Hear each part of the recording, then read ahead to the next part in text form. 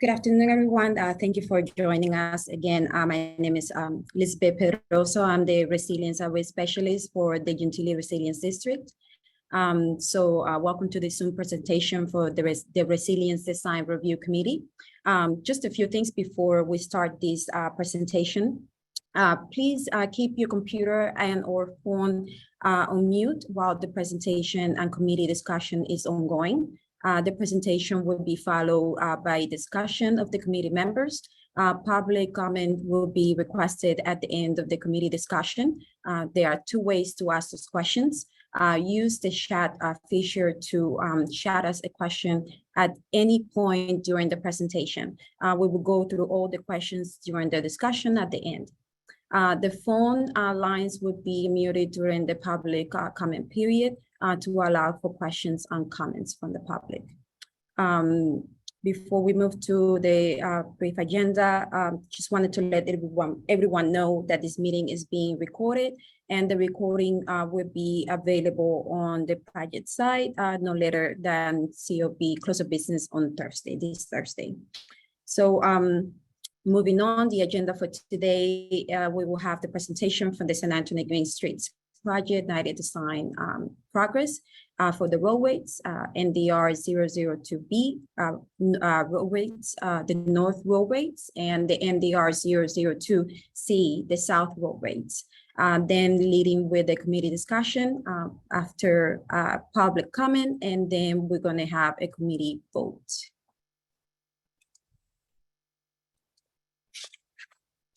So again, this is just showing the slide of the meeting for today.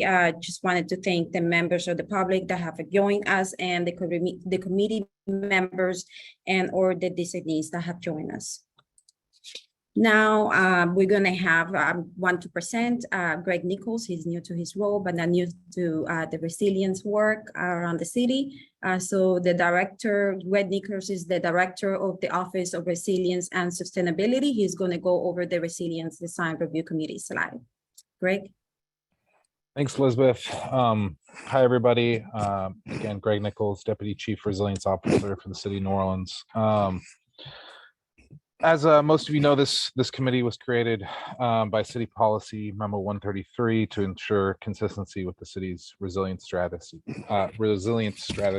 It's made up of the Chief Resilience Officer, or his designee. In that case, that's me. The Office of Equity, Hazard Mitigation Administrator, the Parks and Parkways Department, Public Works, and the City Planning Commission. And the intention of this committee meeting is to review these projects across the resilience categories: location, character, and extent, the embodiments of the resilience values, equity, impacts, and outcomes, the community involvement and engagement, and obviously operation and maintenance for resilience performance criteria. Go to the next slide. I'll just walk through a little bit through this slide, the goals of the resilience, this project, and how it fits the Resilient New Orleans plan. The St. Anthony Green Streets project is going to store over 1,225,000 gallons of stormwater between parks and roadways storage, reducing flooding and subsidence and urban heat. Obviously, that's going to mitigate the climate impact, invest in household financial stability from the lack of flooding, and promote equitable health outcome. It's going to add green infrastructure, playgrounds, exercise opportunities, and public art, which is going to build social cohesion, promote equitable health outcomes. It's going to engage, and it already has engaged the community in design and stewardship, which helps foster a culture of environmental awareness. It adds green infrastructure to parks and streets, improving the water quality in Lake Pontchartrain, which will advance our coastal protection and provide some innovative storm water management.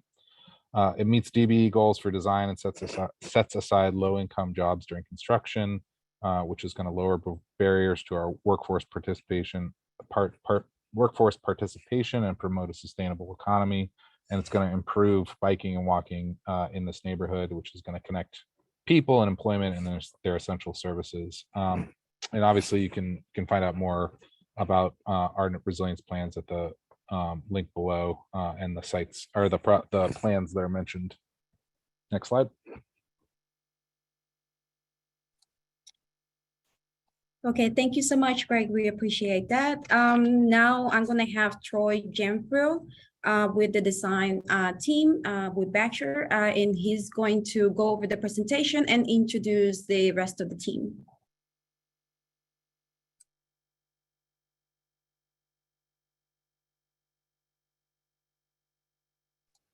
Troy, you just need to unmute yourself. There we go. The place bar wasn't working, sorry. Hi, thank you, Elizabeth. As Elizabeth said, my name is Troy Jonfro. I'm the project manager with Bachelor for this project. Some other team members we have on the call with us.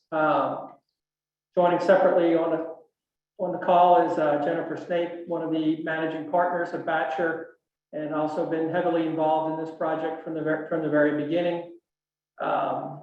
Also Andrew Doyle, our landscape architect here at Bachelor, and Jake Yema, who's one of our civil engineers and has been heavily involved in the last round of drainage calculations for the project, as well as some of the other design elements. Next slide.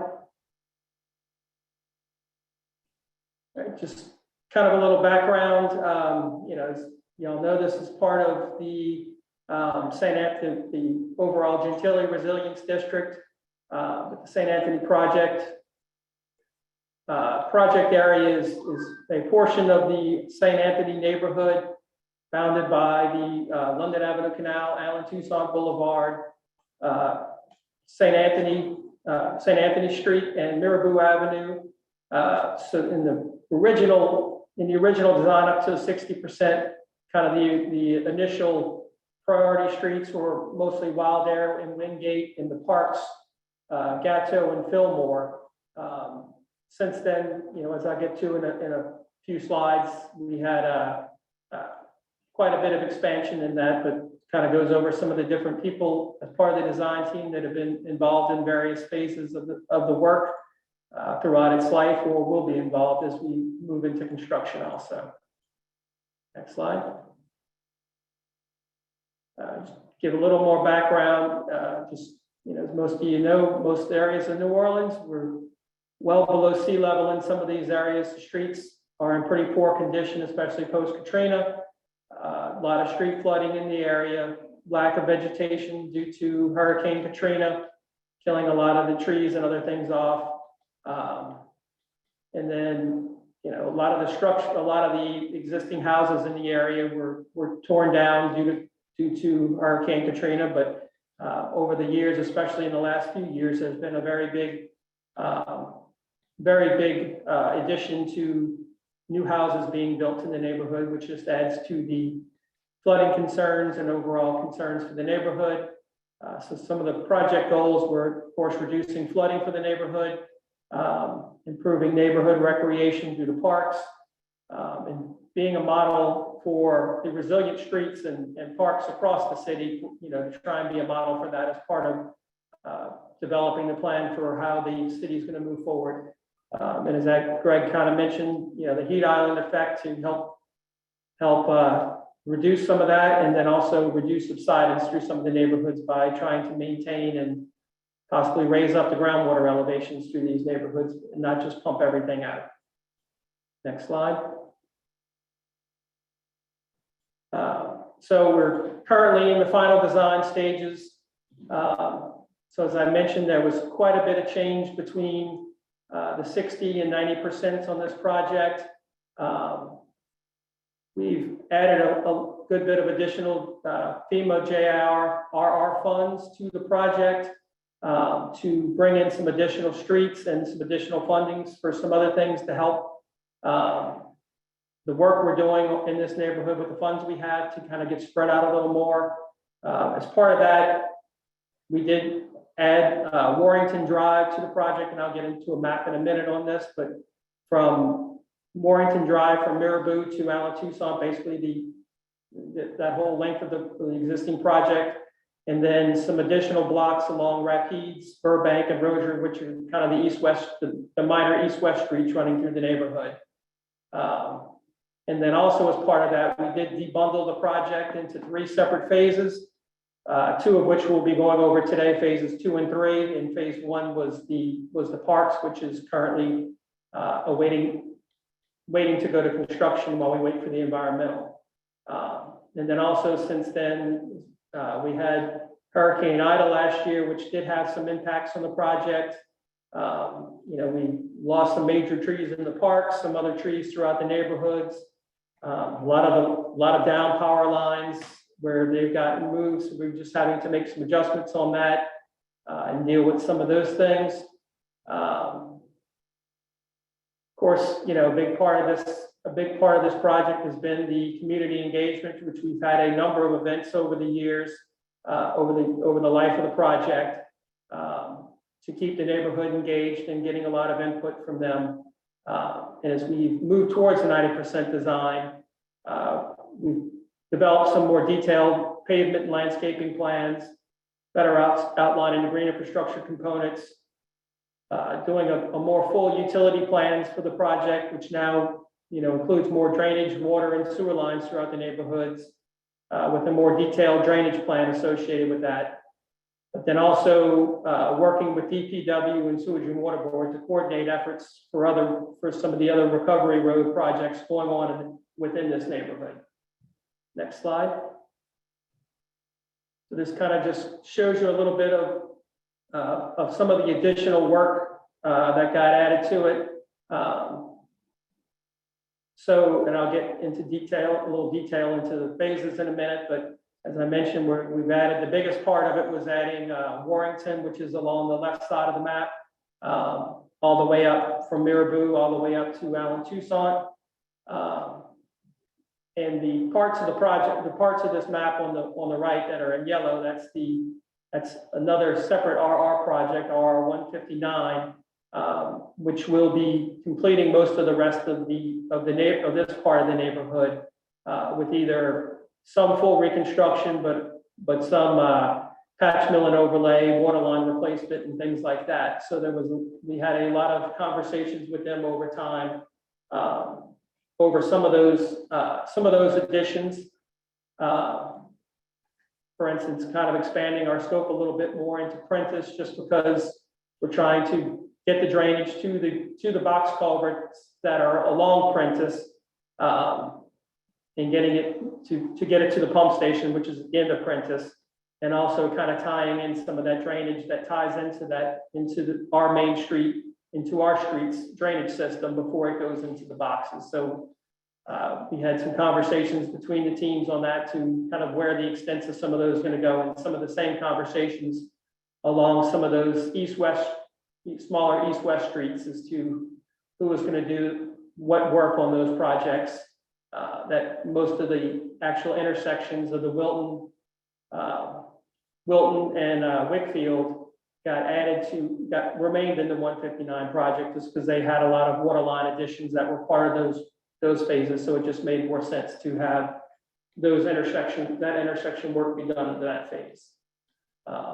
One other big thing, with some coordination with Sewage and Water Board and DPW, with the addition of a lot of these, some other JIR projects work, we were requested by Sewage and Water Board to add, a number of additional water lines and sewer lines, which weren't part of the JIR funding for water line replacements that were currently that were funded so far.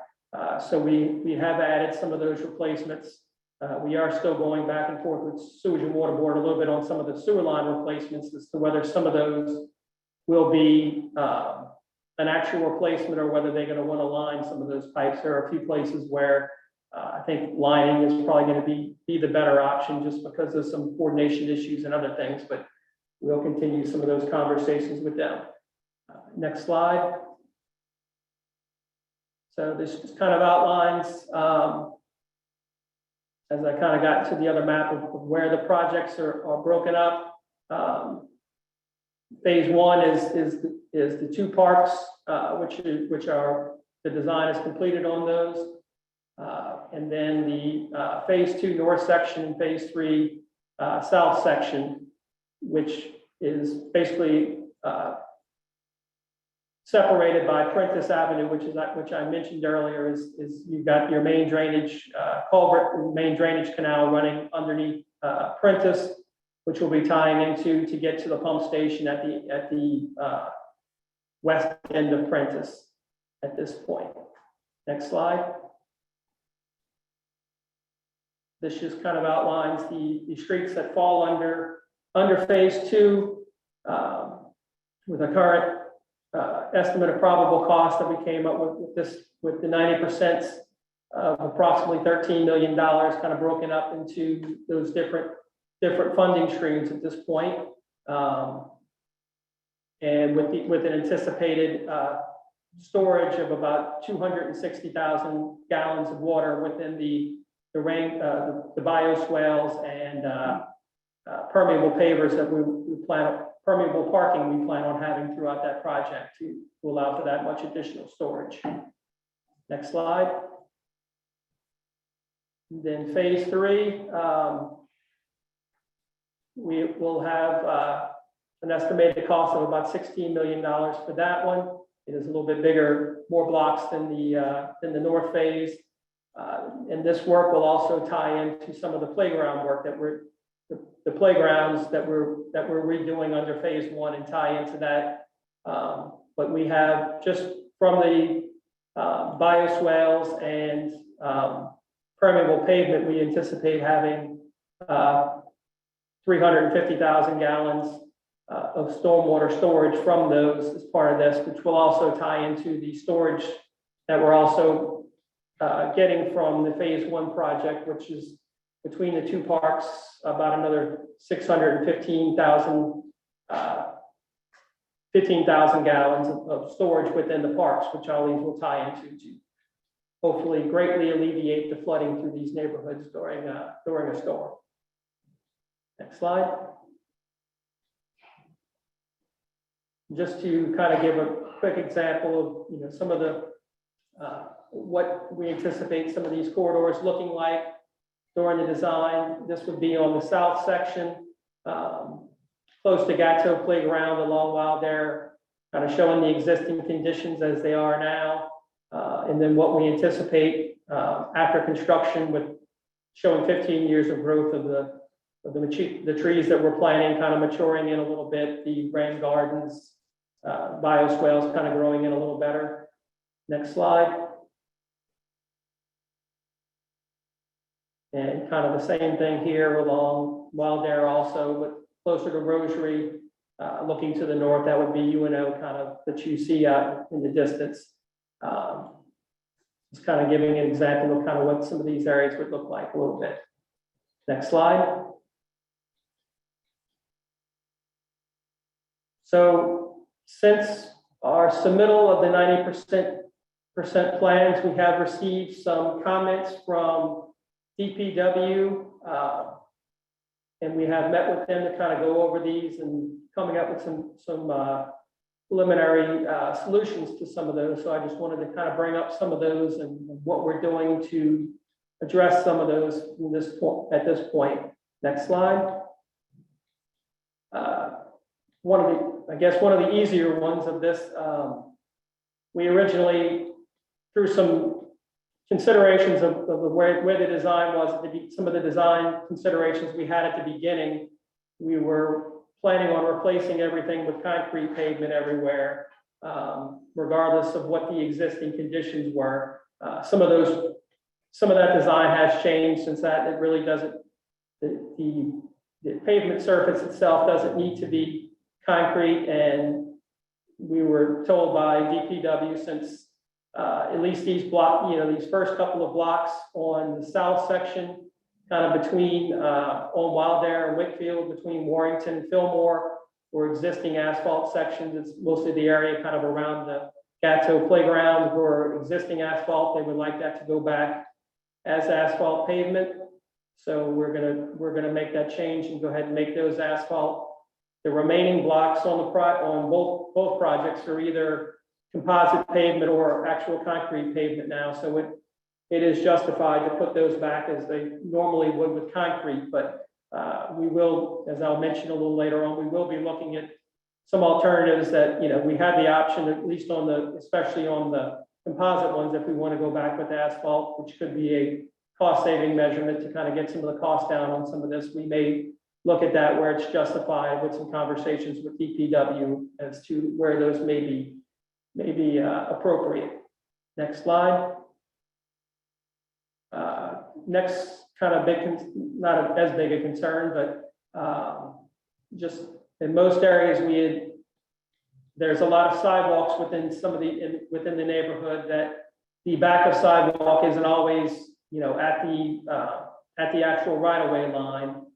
So in order to kind of maximize the space we had available between the sidewalks and the back of curb for green infrastructure, we had moved the sidewalks back to the property, the edge of sidewalk back to the property, because not only we're widening the sidewalks out a little bit, but trying to make some room for that. We're going from, usually in these areas, it's about 4-foot sidewalk. The current standard is a 5-foot sidewalk. So trying to maximize as much space as we can for the green infrastructure, we moved that back. But there were a few places where we weren't anticipating doing green infrastructure, which was mostly on some of those east-west streets.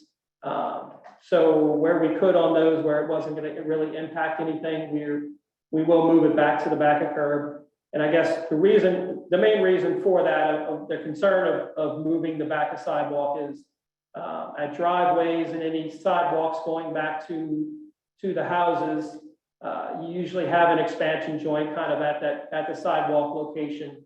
So it wouldn't require any saw cutting to be done if you kind of maintain where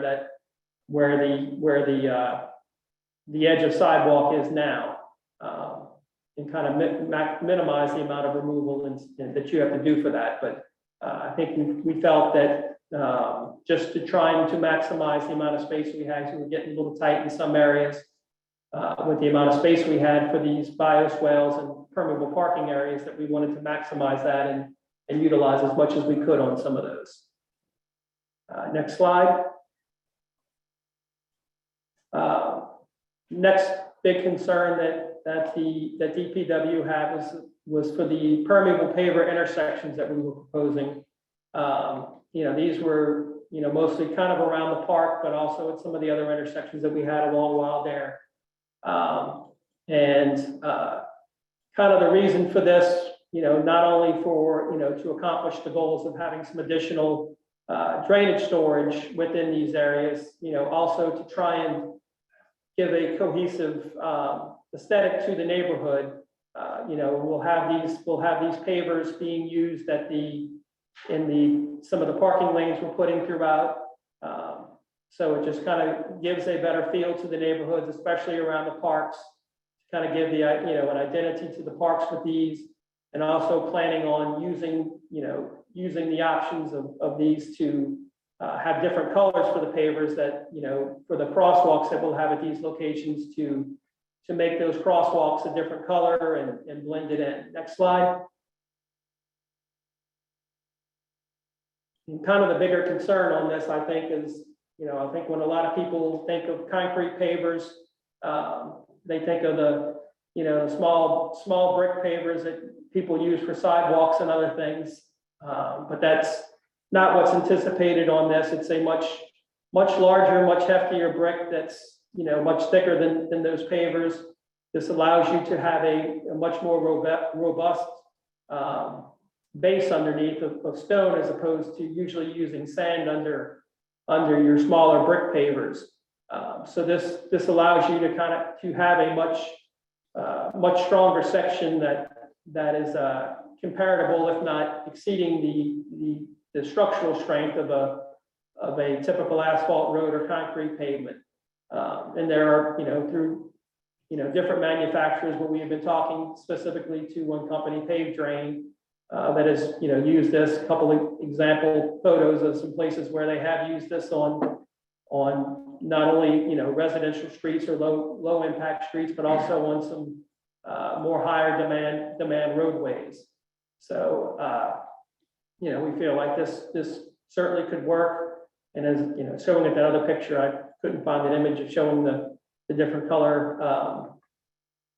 crosswalks with it, but you do have multiple options on colors for this to kind of differentiate where the crosswalks are here without having to strike them out to, give a little more character to the neighborhood as we continue on with this.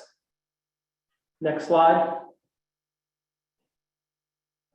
The other concern, there were a few blocks, some of the blocks of the project that we were calling out to be narrowed from the traditional 26-foot roadway down to 22 feet. Some of them 24, depending on where the green infrastructure was. And again, this was done to accommodate, as much area as we could for the bioswales and permeable parking areas that we were planning on putting next to the, along the roadways here. And one of the bigger concerns that the city had was just mostly of turning movements for larger trucks, especially fire trucks getting through the neighborhoods with these things. So, to alleviate this, and we've, run some simulations of truck movements throughout the neighborhoods, and we'll be providing all those and showing a couple examples of them here at some of the more tighter locations that they brought up. But even though we are narrowing the roadways down, we are utilizing at least that minimum radius of 12 feet at the intersections. So with some minor tweaks at this intersection with Windsor that we're showing here at the bottom, we were able to accommodate that movement without any impacts to hitting the curbs or rolling over the curbs or anything. So we're providing all that to DPW as we move along. Next slide. Okay, project challenges moving forward. Just wanted to bring up some concerns, that we've got as we move this project forward. I know it's basically, a lot of these are concerns of a number of projects, both on the JIRR side as well as the HUD funded side. And as you would guess, most of it revolves around money. So the first one of it, which I think most people are aware of, while the HUD funding deadline has been extended through legislation to extend it out to September of 2025, the current deadline for the JIRR funding shows that all construction has to be completed by June or September. I forgot which one it was. I saw something that said June, so that's what I put, of 2023. And then we do have, the city is currently working with FEMA and our congressional delegations to try and get that deadline extended out. And I think we've got a very good chance of that, just because of a lot of extenuating circumstances, which we all know about over the past few years. But as of today, that's still not the case. It could jeopardize some of the funding depending on how quickly we get all this out for construction. That we are showing some things kind of going into early 2024. So depending on the impacts of that could jeopardize some of the JIRR funding available for those projects at that point. The other big issue, which I know a lot of people are aware of, post-pandemic, cost of everything has been going up tremendously. Cost of materials, cost of labor, which has been impacting the local contractors. And then not only with that, just with the amount of work that's going on with the contractors, that the contractors are getting a little overextended with the amount of work going on out there. Bids have been coming in substantially higher. We've on some other JIR projects we're working on. We have, we've had some projects go out to bid that had some already escalated rates on them, and bids coming in from contractors were even significantly higher than that. And then on top of that, even some of the projects more recently, they haven't had any consultants, any contractors bidding on projects at all. So, the concern there is, not only staying on the schedules that we've got, but having the funds available for, not just these projects, but the other projects, which is HUD funding. The overall HUD funding is supposed to fund other JIR projects. So I know money's getting tight on some of that. And, again, city and sewage and water board, they are seeking additional funding from the Infrastructure Investment and Jobs Act. But, as these costs go up, it's just less money available in future projects. So it maybe not have the impact on this project, but future projects, that this takes up more funding that it may take away from other projects later on. And kind of a bigger concern right now, as I mentioned earlier, we had quite a bit of additional work requested from Sewage and Water Board to add additional water lines and sewer lines to the project. There was an announcement from Sewage and Water Board, and I'm not truly, I don't know the full story behind it, but they have said that they've kind of, I don't want to say overcommitted to some of their desires for additional work that they want done on the other JIR projects, as well as other jobs, that they don't have the funding currently available to fund some of these things. They are, I think at this point, they're saying they're not pulling anything yet, but they know that they don't have funding available, so they are looking to try and get a better idea of what these costs are. So that could jeopardize some of the funding for those additional items on these projects. So it's either taking them off or finding some other funding stream for them. I would really rather, I'm sure most people here would agree, you would rather not build a project if you're not going to replace all the lines that are underneath. If we leave a sewer line or a water line that may be in good shape today, with the amount of construction we're going to be doing out here, that's has a good chance of damaging those lines and then cause an emergency repair to have to be done in a not too distant future to repair that. And I would be the same way. Nothing upsets the public more, I would think, than having a brand new road getting in their neighborhood, getting torn up right after it was laid down and never looks the same again. So that's kind of a big concern of being able to replace all these water lines and sewer lines as we do the project while we're doing it, which I think would be everybody's goal, but finding the money to do that could be a concern. Next slide. So just in closing, kind of the next steps of the project, of the overall project. As I mentioned earlier, the phase 1 parks have been, the designs have been completed on that.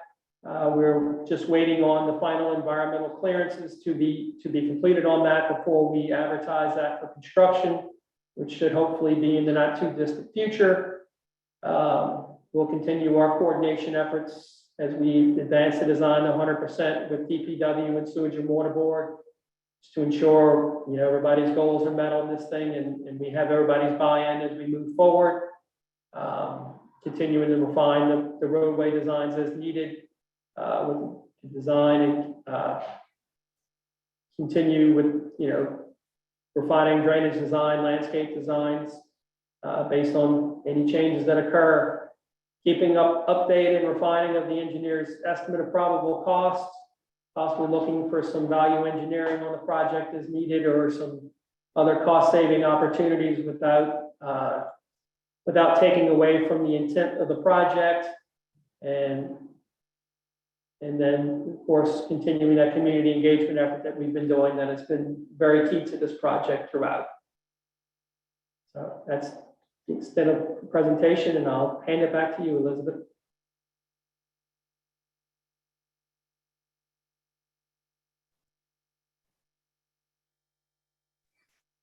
I think you're muted, Liz. Yes, thank you, Greg. So now Greg is going to take it over and call roll for the members of the committees that are present or the designees, and then he's going to go over the committee discussion. Greg, it's all yours. Thank you. You're welcome. So I'm going to start by recognizing Aspen Nero from the City Planning Commission. Aspen, do you have any questions for the design team? I just have one comment. I just want to make sure that these plans are just for like the green infrastructure and the roadways and the landscaping, and there's no park programming. Is that because this doesn't include the park plan in the submittal? Yes, the parks were phase one, so that has already gone through the RDRC process at the 90%, and that has since then been completed. So that's a separate project. I will kind of add, which I didn't hit on before, since we debundled the projects and the roadway work is being done separately from the parks, there was some landscaping that was supposed to be done on the parks that we held off because it was close to the road and we didn't want to damage brand new landscaping when they came through and did some of the roadway components. So some of that in a minor capacity will be moved over to the roadways, but yes, the parks were a separate project on its own. Thanks. I have no other questions or comments. Thanks, Aspen. From Capital Projects, Erica Boer, do you have any questions or comments for the design team? Yes, hello. Hi, thank you, Greg. Hello, everyone. I wanted to, in reviewing the drawings, I saw that you mentioned on the streets, on the sidewalks, not on the sidewalk, on the parking lane, you're talking about pervious pavers. I'm happen to have this discussion at my other project, and I need to ask, have you explored other permeable options to the pavers, and I'm talking about procurement items when you go out to bid, rather than saying pervious pavers, to put like permeable surface, or something that would allow an equal option, approved equal or something like that. Has that been explored?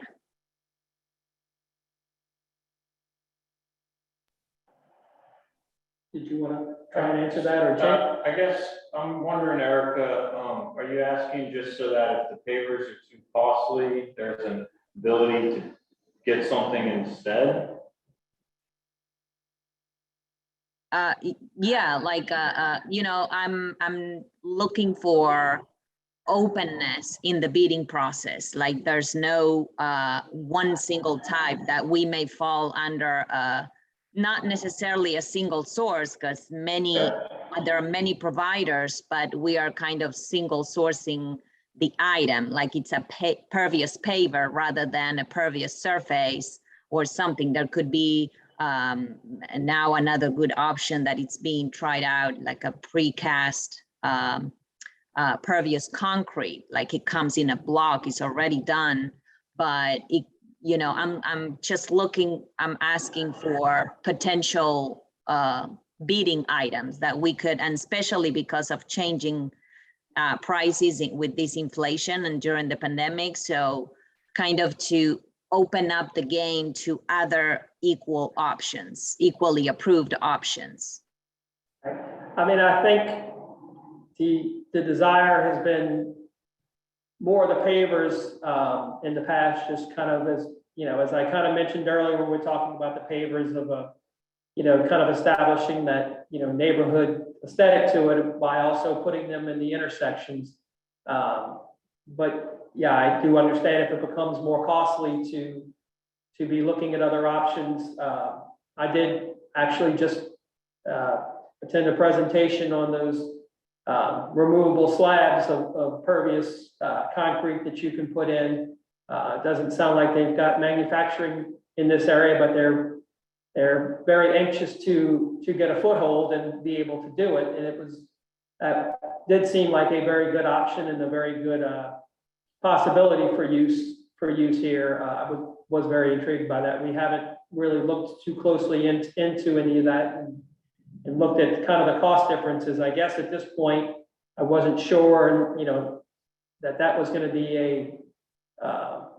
a much of a savings there. You know, the only other options besides pavers, you know, in a roadway scenario would be more, you know, pervious concrete, which I don't think will perform. Yeah. While it'll perform in a parking lane somewhat, you know, that certainly is not going to hold up in a roadway scenario, and maybe not as much even in a parking lane that may have, you know, garbage trucks and other large vehicles going there. So we were looking for something that had a little more structural capabilities, and that pervious concrete slabs that you're talking about, I think that would give us that option. But it, you know, during this time period, I think, you know, you can correct me if I'm wrong, Andrew, but I think that's kind of our best has been our best option at this point for a structurally sound pervious option for these areas. So the reason we went with pavers at this point is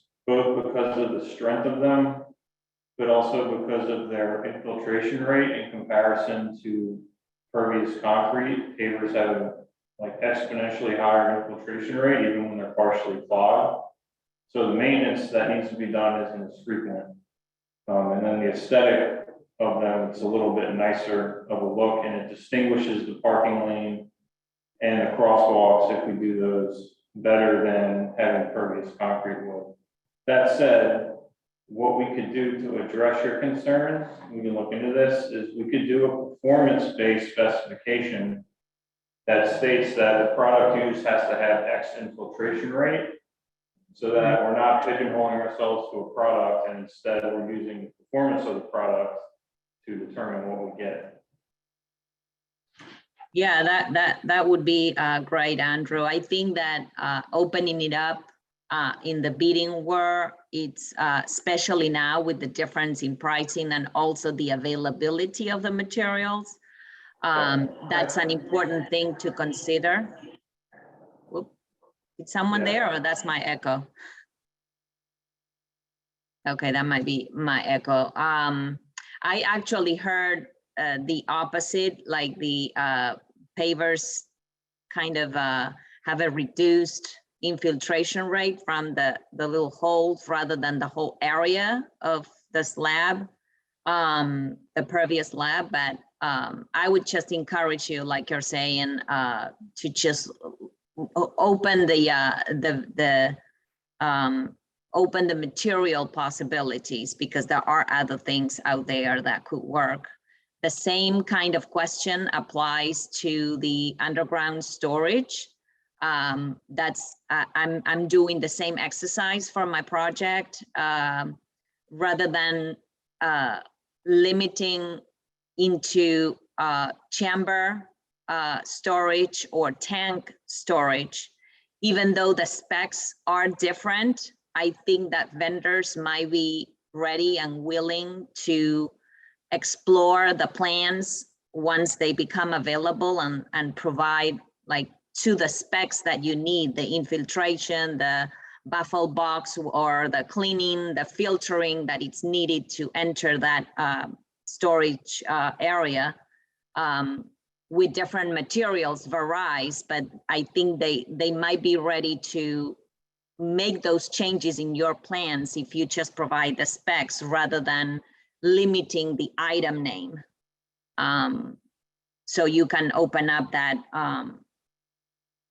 that procurement, I mean, that possibility for materials other than just a chamber storage. And one final question. So I do have some comments, but I'll send that to Stephanie so she can distribute to you guys. But one last question I wanted to check. Troy, you mentioned about on the pavers that you're going to be painting the roads. are you painting in a certain way?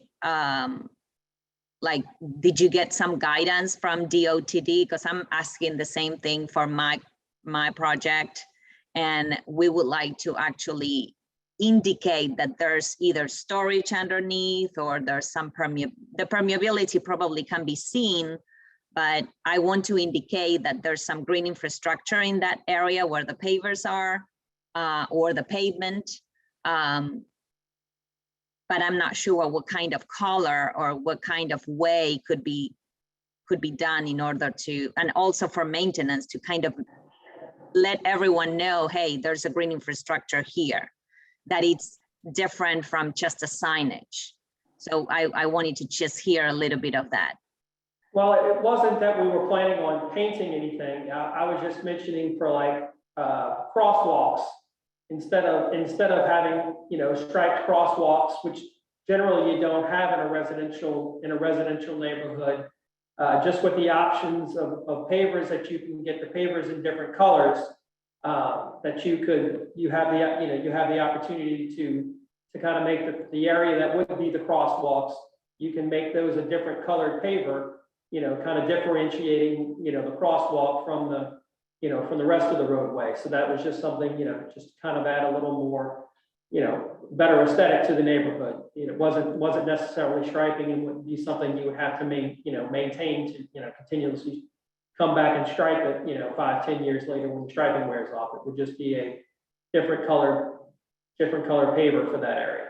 So it wouldn't be, but yeah, with the, you know, that is the good thing with the pavers. There's, you know, multiple colors available, you know, that you have the opportunity to do a lot of different things with it, which, you know, I think even with the concrete, when you're making the panels, you could probably do something like that. But that's, you know, as I said, that's kind of a very new thing to the area that, you know, I was very intrigued to watch that presentation that I sat in on from Stantec, that Stantec put together a few weeks ago. But yeah. Gotcha. Okay. Well, thank you, everyone. That's all I have. Thanks, Erica. Next, from the Department of Public Works, Megan Williams. Do you have any questions or comments for the design team? Yeah, I've got a couple. So we as Public Works, we still have some very deep concerns about the pavers in the intersection. I had some conversations today, and I think we need to have a discussion at length about the implementation of the pavers on the driving surface. We typically only do them in the parking lanes, and this is a large departure from that to put this much in the middle of the street. So I think that's a conversation we need to have at length with the design team. In terms of the pavers that Erica was mentioning, we've got all three types of pavers installed throughout the city. We have the precast ones that I believe, Troy, you were mentioning that Stantec gave the presentation on. We have the interlocking ones, and we also have the sort of Rice Krispie treatment. They all have their pros and cons. And a lot of it also just depends on where you're installing it. I don't know that I would install the precast ones in the residential area. But I think there are ways that we can discuss more on the specifications. I would be careful with creating too many alternates for the tank system because, and I'm saying this because I'm running into this issue now, the manufacturer details tend to be very different, and they can drastically change your utility layout or interfere with your utilities wherever you may put them. So there's some issues, you know, based on how much they require for your base material, the depth, the requirements of that material, that can all change your layout of your utilities. So before you get too far into detail, I would encourage you guys to come and have a at-length conversation with us in DPW, because we are dealing with these same issues on a number of other projects as well. And we actually don't have any of the pavers installed in the intersection. I know Stephanie and I had a very brief conversation about it previously, but we don't have those installed. We have regular brick, and they have not held up very well at all. So I would be cautious to pursue that much further before we have a conversation at length. Understood. Yeah, we plan on, as I said, we were trying to get some more information from the manufacturers and some others for some options on that. We're open to discussion. We've kind of talked internally. I know there are some other projects out there right now that are looking to just doing the pavers as part of the crosswalks and then doing the actual middle of the intersection, either concrete or asphalt, which we could possibly look into also. So, we're open to discussion and willing to continue the discussion on that. I did want to just go back, since it got brought up twice, about the tanks and the parks. That is, as I mentioned earlier, that project has been completed. I don't want to say the way the spec is written that we've stated that it has to be, the arch chambers. We did get assistance from ADS in putting together that design, the design that we showed. But of course, contractor can come back with their own design, so long as it meets the requirements of the project, the storage that we've got, able to, take in the water, make the connections back the way we want. But that's kind of already out there. But as I said, it's, we certainly can't put it out there and say, the contractor has to use, ADS or somebody to put this particular chamber system in there. But I also won't say that, some of the specs that are around that weren't kind of written to, make that be the easiest bet for it. But, there were some design considerations where that was felt, at least for those parks, that was probably one of the better options for the location that it was in, was using those chambers as opposed to some of the, forget what you call those other, rectangular chambers, but our tanks at this location. But yes, that, as I said, that project is completed, and it's currently waiting for the environmental clearance to go out for bid. So it's not necessarily part of this review, I guess. Well, I'll turn over the rest of my comments to Stephanie, and we can follow up with a meeting to discuss the rest of it a little bit later. That's all I have, Greg. All right, thank you. Thanks, Megan. Moving on, Parks and Parkways, Danny McNamara. You have any questions or comments for the design team?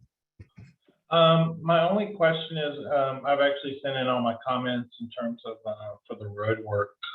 There were some notations that needed to be made, but my big question is, since you've noted that there could be a discrepancy in the scope of work and the funding, available funding for that scope of work, are y'all taking the approach of going ahead and putting it out to bid and then possibly doing a scope reduction after the bids are accepted? Are you talking about for the parks or for this project? For this project. Well, for this, we're just at the 90% stage right now, so we're not, we still have a 100% submittal to make and then final plans before we're ready to go out for bid on this. So it's not going to be something that's going to go out for bid, in the next month or something, or even 2 months. So that kind of informs my next question, which is, are you going to basically break it down? I'm assuming this is bid at unit cost. So is it going to be where this is going to be pretty easily broken down if you need to take something back out because there's simply not the funding for it? Is it going to shelve the whole project, or is it going to be where it can be extracted? If we're just talking about the water lines and sewer lines, you certainly could, we certainly could build the project without doing those upgrades. But as I mentioned, there are possible ramifications of that, And I guess that's something more is gonna need to be determined by Sewage and Water Board, and whether they, want to pass up the opportunity of having this chance to replace those utilities. There are a number of water lines throughout the project right now that are being replaced with the JIRR funding that were under that project. So these are the water lines that we're doing here are just the ones that are part of that have not been upgraded, recently, that they wanted to replace. So, if you look at that cost, you look at the cost breakdowns that I had in some of the earlier slides, those costs are already kind of broken out right there in that additional Sewage and Water Board funding that we show there. That's basically this work here that's included there. Because I did fail to mention earlier in that, the FEMA water lines that I had mentioned earlier, the ones that are covered under the JIRR funding, those are being designed by a separate consultant under Sewage and Water Board, and the plans are just included in ours, which you notice at the end of our set where the plans that we put in there. So the cost estimate that we have, we didn't have an updated cost estimate from them yet. So that cost estimate we have did not include that cost, but that would be just another a JIRR cost as opposed to a cost that would go towards HUD. But that's funded by that, and that has a funding stream right now for FEMA, at least from what's available from FEMA with the escalated costs. But yeah, I mean, we may have to look at, as we move forward, hopefully we're not looking at reduction in scope of removing blocks or anything like that. But I guess we'll have to see how things progress and what funding looks like. And a big part of that could depend on if the federal government says no and doesn't give them an extension. It puts a lot of different projects at risk for DPW right now, especially since they're having a hard time even getting projects out to bid right now. So I mean, it's hard to answer that at this point, because there still is a lot of balls up in the air. If anybody's got ideas or better answers to that, I'm all ears for it, because not only are we running into this issue on this project, this also involves a number of JIRR projects that we're also currently working on. Yeah, we're all in the same boat. That's why I'm kind of curious as to what the scope's going to be. And I like the scope so far. It's just I'm worried about actual funding for that amount of scope. Okay, I'm done. Thanks, Danny. And just real quick as a note for the team and for Stephanie particularly, like the Office of Resilience and Sustainability has actually taken the city's IIJA task force into our office, and so we have a team that's going to be going out and looking for additional funding. You mentioned that the city was looking for IIJA funding. I made a note to kind of talk to our team about existing projects. Most of the stuff we're looking for is new projects, but I guess if you identify funding gaps, Troy and Stephanie, and just please keep us connected and looped in on that, so we can try and identify some funds to close those gaps. So next and on the committee is from the Environmental Affairs and Sewage and Water Board, Grace Vogel. You have any questions or comments for the design?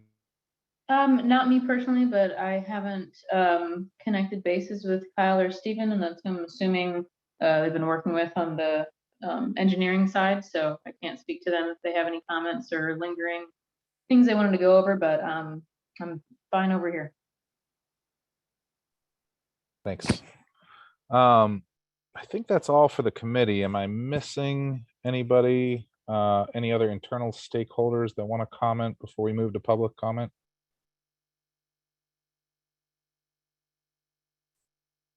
No. So Greg. You muted yourself. yeah, sorry, go ahead, Stephanie. This is Stephanie Dreyer. I'm the City of New Orleans project manager for this project, and I just wanted to point out that as far as Megan's comment about we need to have an in-depth meeting. That's why that slide is so robust. We actually did have a meeting in DPW a couple of weeks ago when the plans were first issued. And the path forward was that we are preparing a memo that basically covers all of what you see in greater detail, actually, than Troy put in the presentation. And we'll be requesting, I guess, through the memo as well, another meeting at this point. But I just wanted to let you know that we did have an in-depth meeting with the reviewers that were assigned to the two projects for DPW, and additional action is in process at this time.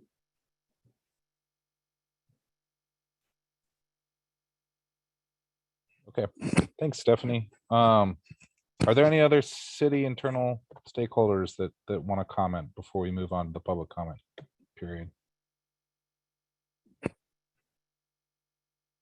All right, take that as a no. I don't see any public comments in the chat right now.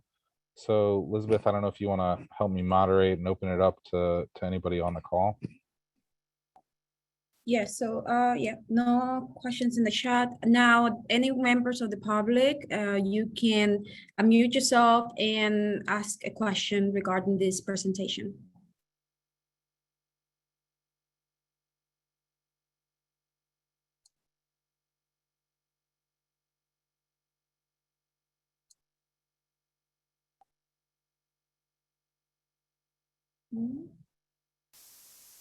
I don't think.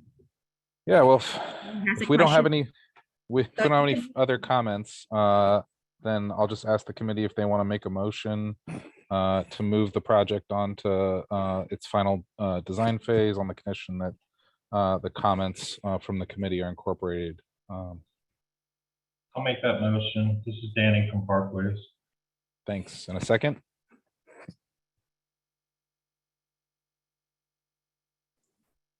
I second, Greg, Erica. Let's take a vote then. All committee members in favor of moving this on, say aye. Aye. Aye. Any nays? All right, I think this the motion is carried and this project has moved on to the final design phase. Thank you, Greg. Thank you all the members of the committee, and this is Sydney's. Now, if any members of the public, they want to know or get more information about the San Antonio Green Streets project or get the presentation, like I stated before, it's going to be posted before close of business this Thursday to the project site. So if you go to NOLA.gov, /resilience dash sustainability, you will be able to find the tab for the Gentilly Resilience District, and under that we have all the other tabs for each of the projects under the Gentilly Resilience District. So also it's going to be posted under the Resilience Design Review Committee meeting community tab. So it's going to be posted on both pages. So if you want to sign up for any project updates via email, please email us at roadwork@nola.gov, and we would add you to that list. Again, my name is Elizabeth Peroso. I'm the Resilience Specialist for the Gentilly Resilience District. If you also can call us if you want to ask some questions about the project, this or any of the projects The phone number to call is 504-658-7623.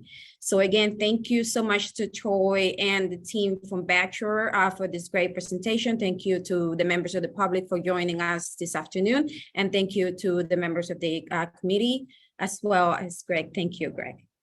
Thank you all for coming and have a great afternoon. That will conclude this meeting.